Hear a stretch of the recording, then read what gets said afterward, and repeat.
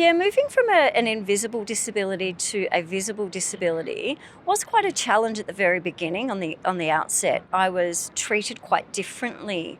Prior to having my second leg amputated, having a conversation with the chief risk officer around, the transition back into work. And in facing all of those barriers, we discovered that there was a disability action plan that was 6 years old and nothing had been actioned and nothing had been moved forward. He then decided, well, we need to redevelop one, and he just threw me into the deep end, and there you go, a career change around developing disability action plans.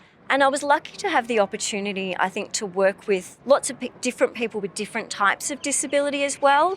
And that became a real positive thing around educating myself around disability.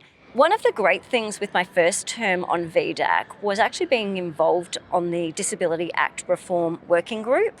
A disability inclusion bill will mean it'll be the responsibility of everyone to actually move things forward and progress to make an inclusive Victoria.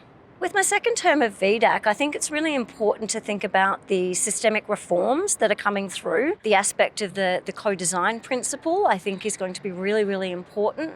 That old saying of nothing about us without us is really, really important to people with disability in the community. And I think that whole process of co-design really starting at the beginning and not being an afterthought around how we create policies, processes, and enable people with disability to be involved in that in every step of the way. For me, this is really exciting work in creating real positive change for people with disability.